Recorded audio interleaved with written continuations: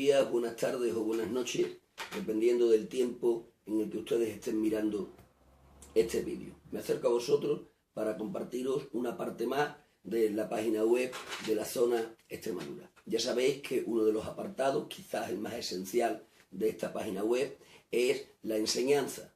Prioritariamente esta página web pretende ser, además de otras cosas, una fuente de enseñanza para el pueblo del Señor.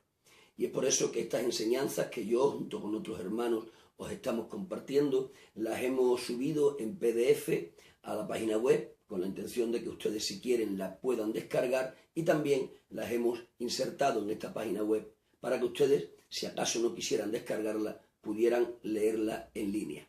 Y como un apoyo a ese estudio, como un apoyo hacia estos conocimientos que queremos impartirles, pues es que estamos grabando esta serie de vídeos, otros hermanos, y junto con ellos también mi persona. A mí me tocó en suerte el compartirles dos temas ahora por de pronto. Los dos primeros temas que yo les voy a compartir van a ser principios básicos de hermenéutica, que es con el que hoy comenzaremos, y de que terminemos les compartiré el tema que hemos titulado como bases necesarias para una predicación expositiva y efectiva. Estos serán los dos temas que yo les compartiré. En este día, como les decía, comenzaremos con los principios básicos de hermenéutica. Este estudio, que como el propio título indica, es un estudio básico, muy básico, tan solo vamos a tocar las líneas elementales de lo que es la hermenéutica, vamos a intentar de hacerlo en 3, a lo sumo en 4 vídeos, y esperamos que ninguno más. En este primer vídeo vamos a intentar tratar acerca del concepto de hermenéutica. Seguiremos hablando acerca de la necesidad de la hermenéutica. Después estaremos mirando la dimensión de la hermenéutica. Y dentro de este tercer apartado, llamado la dimensión de la hermenéutica, estaremos viendo lo eterno y lo temporal en las Escrituras.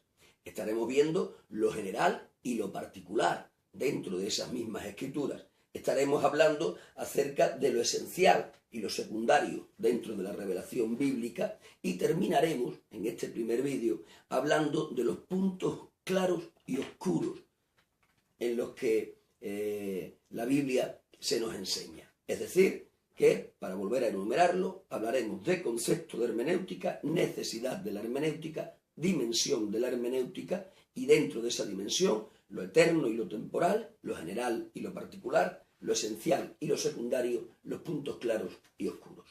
Dicho esto, voy a comenzar a compartirles el estudio llamado Principios Básicos de Hermenéutica.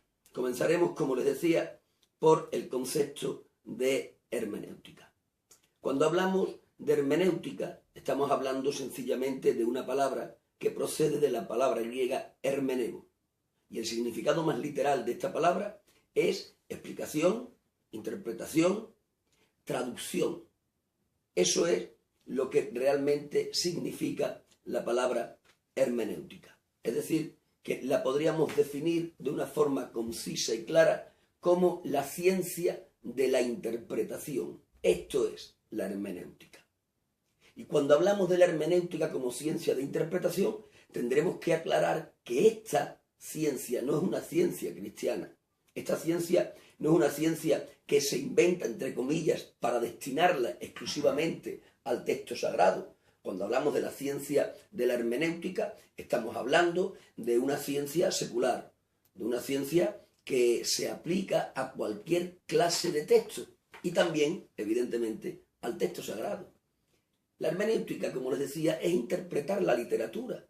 Y ya sabéis vosotros que a Dios le plació darnos su revelación por medio de la literatura. ¿Podía haberlo hecho de otra manera Dios? Evidentemente. Dios podía haberlo hecho de otra manera.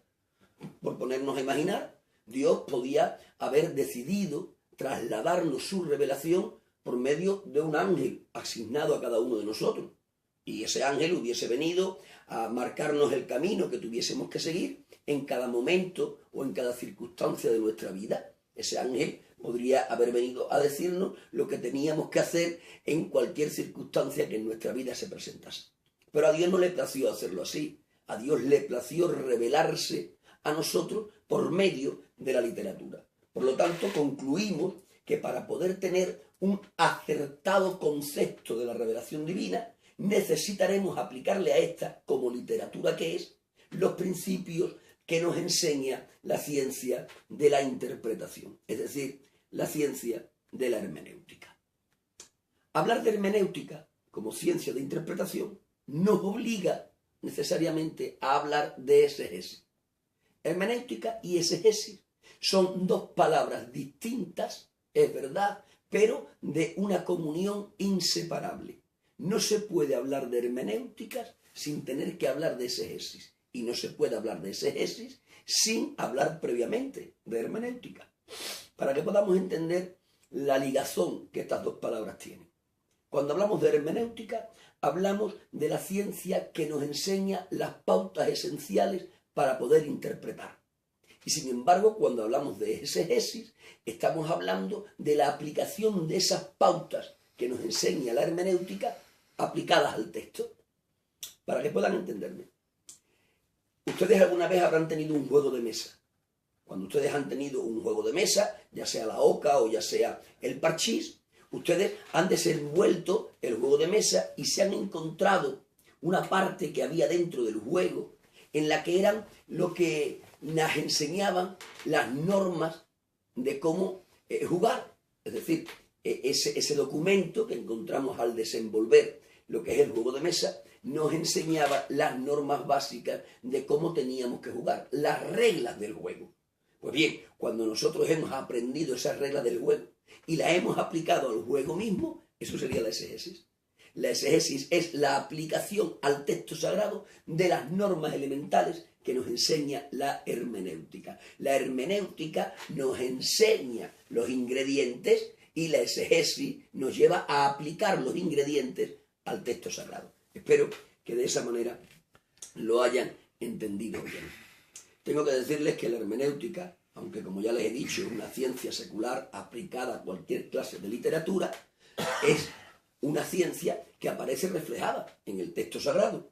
Yo les podría hablar de Nehemías 8, 7 al 8, podría hablarles de Mateo 1, 23, podría hablarles de Marcos 5, 41, podría hablarles del mismo Evangelio de Marcos 15, 22, podría hablarles de Juan 1, 38 y podría terminar hablándoles, sencillamente por enumerar unos cuantos de casos, de Lucas 24, 27. En todos esos pasajes encontramos que la hermenéutica está dentro del contexto de la Escritura. Es decir, la Escritura nos enseña que los propios escritores sagrados usaron de la ciencia de la interpretación para hacerse comprender.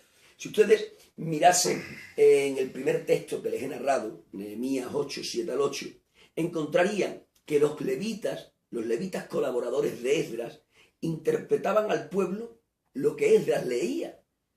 Esto tuvo que ser así, porque el Israel al que Esdras se está dirigiendo es el Israel posesílico, es el Israel que ha venido de la cautividad babilónica. Y ese Israel que ha vuelto de la cautividad babilónica está usando en el lenguaje cotidiano el arameo y ya no el hebreo en el que aparecen las escrituras sagradas. Es por eso que Esdras, cuando les está explicando a esa generación las escrituras que están en hebreo, necesita de unos colaboradores que hagan una interpretación al arameo para que los oyentes puedan estar comprendiendo lo que Esdras les está predicando.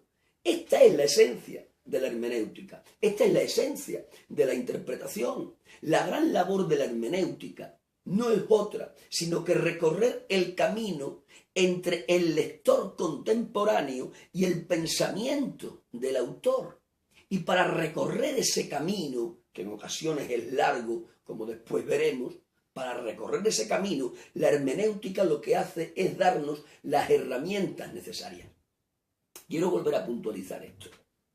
La hermenéutica tiene como labor esencial recorrer el camino entre el pensamiento del autor sagrado y la lectura del lector contemporáneo.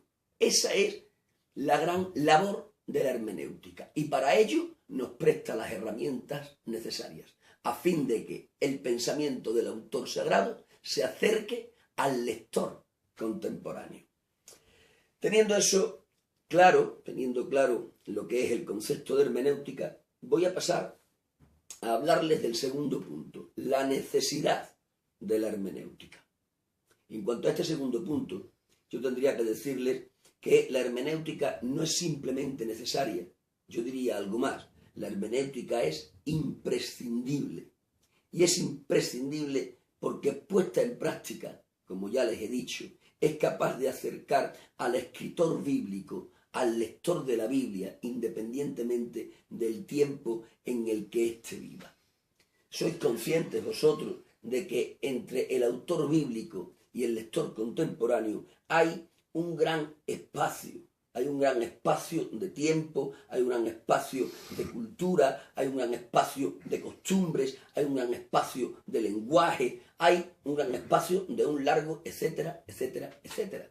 Tengan ustedes en cuenta que el último autor sagrado, que es Juan en Apocalipsis, escribió en relación a nosotros, al siglo XXI, hace más de 2000 años. En un espacio de 2000 años hay demasiadas diferencias. No solo de tiempo, sino de lenguaje, culturales, de costumbres, de forma de concebir el mundo. Esas distancias tan abismales que hay entre el autor sagrado, concretamente el último de ellos, y nosotros, tan solo se pueden salvar por medio de la aplicación de las normas de la ciencia de la interpretación. Por eso digo que la hermenéutica no es necesaria, sino que considero que es imprescindible. Para poder comprender la necesidad de la hermenéutica de la que les estoy hablando, sería bueno que yo hiciese uso de un ejemplo. Imaginen por un momento un discurso de anatomía. Un discurso de anatomía dado en un lenguaje técnico. ¿Quién puede dar un discurso de anatomía? Evidentemente, un doctor en medicina. Pero imaginen que este doctor en medicina lo que tiene frente a sí es un conjunto de labradores. Entre su auditorio no hay nadie con conceptos de medicina. Si en el auditorio no hay nadie con conceptos de medicina y este que está haciendo la ponencia no tiene sensibilidad y usa unas palabras altamente técnicas, aunque todo lo que esté diciendo el doctor en medicina acerca de la anatomía sea verdad, evidentemente el auditorio no se va a enterar prácticamente de nada. ¿Por qué? Porque el coeficiente, no intelectual, sino el coeficiente de enseñanza que el auditorio tiene, no guarda consonancia con el lenguaje que el doctor en medicina está usando. A ese doctor en medicina que está dando un discurso acerca de la anatomía en un lenguaje altamente técnico, tan solo lo entenderá un colega suyo que haya estudiado medicina. Pero un agricultor que no estudió nunca nada acerca de la anatomía no le podrá comprender. Lo que dice el médico es cierto y verdad, pero para ellos no sirve de nada, porque no le entienden. ¿Qué tendrá que haber entre el auditorio de los agricultores y el ponente de medicina? Evidentemente tendrá que haber un intérprete, un hombre que sea capaz de rebajar el lenguaje técnico del médico para hacerlo comprensible al auditorio que tiene frente a sí. Pues bien, esta es la labor de la hermenéutica. La hermenéutica lo único que hace es hacer comprensible al lector contemporáneo lo que dijo el autor sagrado. ¿Por qué? Por la diferencia de tiempo, de lenguaje, de cultura, de costumbres, de conceptos que había entre los unos y los otros. Siendo esto así, tendremos que volver a reafirmar acerca de esa necesidad que de la hermenéutica tenemos para poder comprender la Biblia. No estamos en los tiempos de poder abrir la Biblia y pensar que con abrirla y leerla la vamos a entender. No. Habrá muchas partes de la Biblia a las que si no aplicamos los conceptos básicos de la hermenéutica, créanme, nos vamos a quedar como que nunca hubiésemos leído. Todo lo que estamos leyendo es verdad, de acuerdo, pero no lo comprenderemos, porque necesitaremos proyectar sobre el texto sagrado las herramientas que la hermenéutica nos da.